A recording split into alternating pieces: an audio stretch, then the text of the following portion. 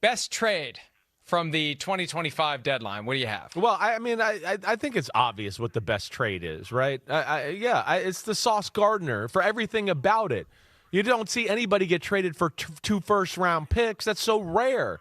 I mean, Jalen Ramsey, right? We saw that midseason, and after that, I mean, it was somebody back in 1990, I believe, right? I mean, that's rare, that type of player. And then, of course, because the Colts are one of the best teams in the whole league and need a little defensive help, that's where you look at it and go, yeah, it's hard. You know, I'd like to be cute and give you something else, but that's the trade of the trade deadline for sure. Now you got me curious about players who were traded for 2 first-round picks. I remember when Wilbur Marshall went from the Bears to Washington under 86, I think it was the old Plan A free agency. It was that was the only way. Like they had Plan B free agency, they had protected guys, but there was a way to sign a guy as a free agent, but it was 2 first-round picks, and obviously that's the price tag for the franchise tag player if you sign him and it's not matched. But I'm curious now.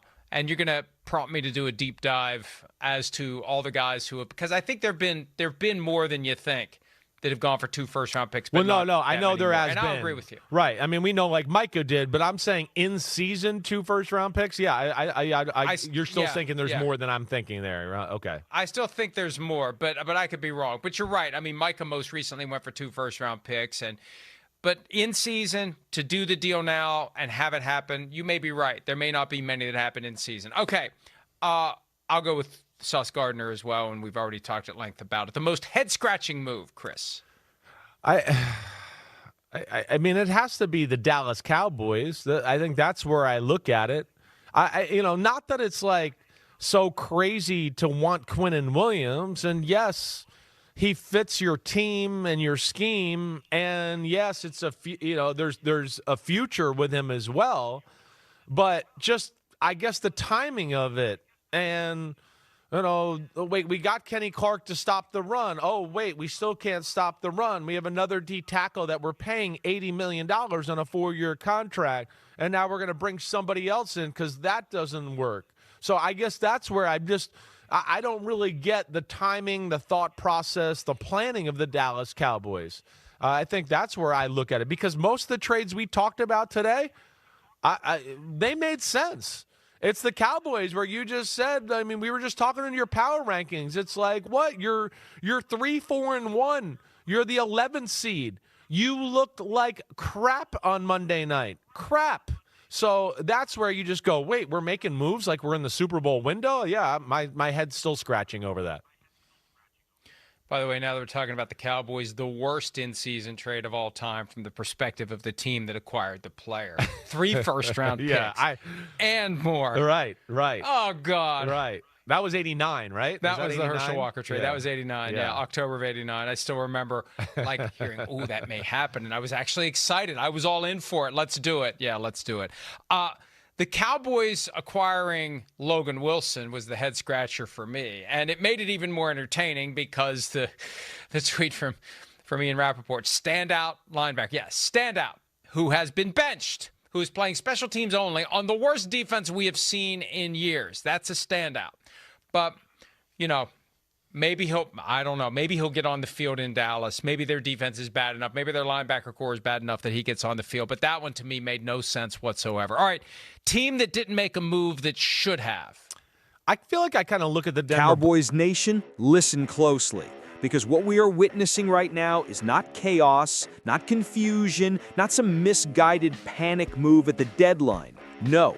What we are witnessing is Dallas stepping into its identity as a team that refuses to be passive, refuses to wait, refuses to let another season slip by while other franchises decide the narrative.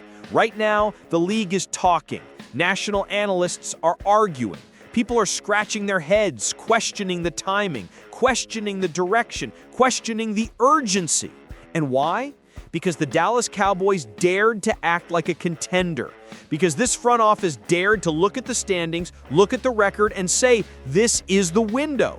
This is the moment. We aren't waiting for next year. We are going for it now. The clip making the rounds frames Dallas as the head-scratcher of the trade deadline. They sit there on national television, laughing, questioning, nitpicking the details. They bring up Kenny Clark. They bring up past contracts. They talk about interior run defense issues like they're breaking news. They question the logic of bringing in another defensive tackle. But let's slow this down. Let's look at what's actually happening. The conversation started with Sauce Gardner getting traded for 2 first-round picks. They call that rare. They call that aggressive. They call that bold. And then what do? They turn around and criticize Dallas for doing the exact same thing.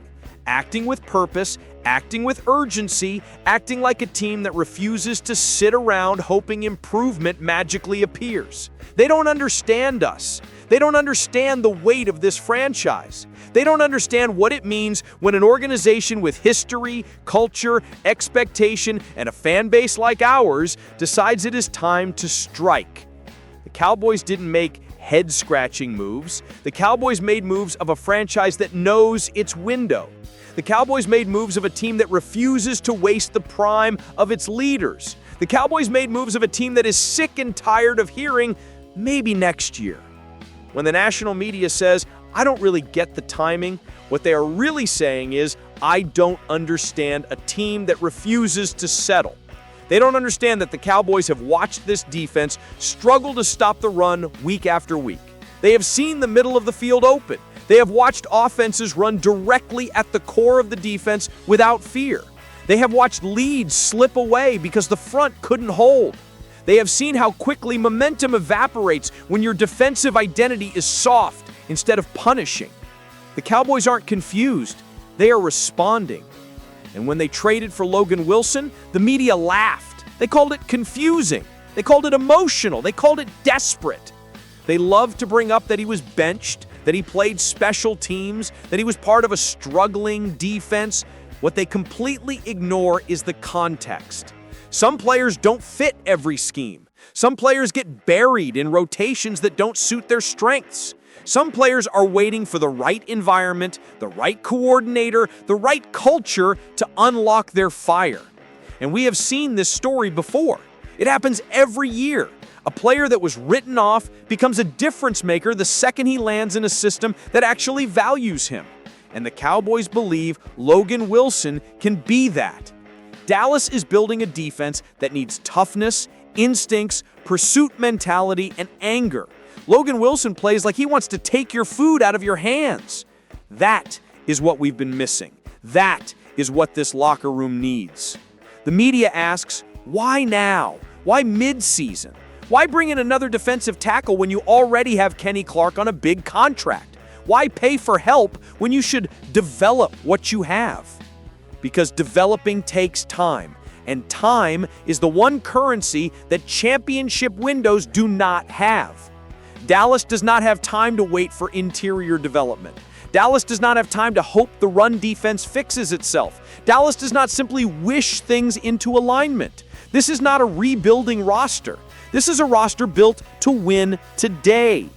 Dak Prescott is playing some of the most efficient and confident football of his career.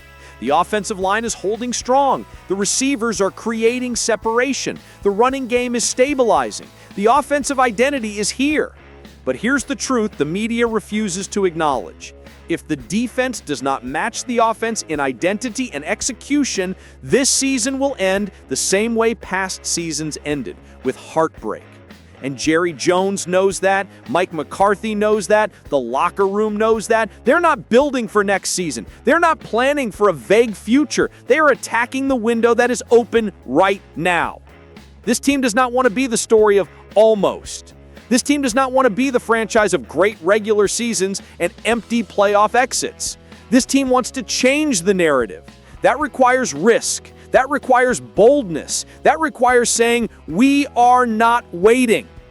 The national media can laugh. They can question. They can misunderstand. But the reality is, Dallas is correcting its weakness in real time, not in hindsight. And that is what championship teams do. Cowboys Nation, hear me when I say this.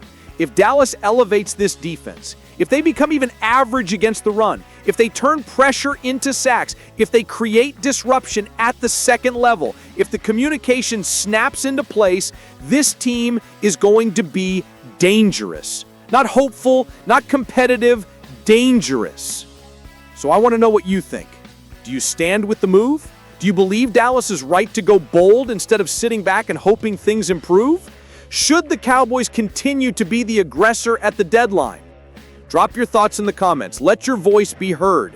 And if you believe in this team, if you feel this momentum, if you are ready for Dallas to stop playing small and start taking what belongs to them, make sure you like this video and subscribe to Cowboys Nation Report, because we are not just covering this story, we are living it.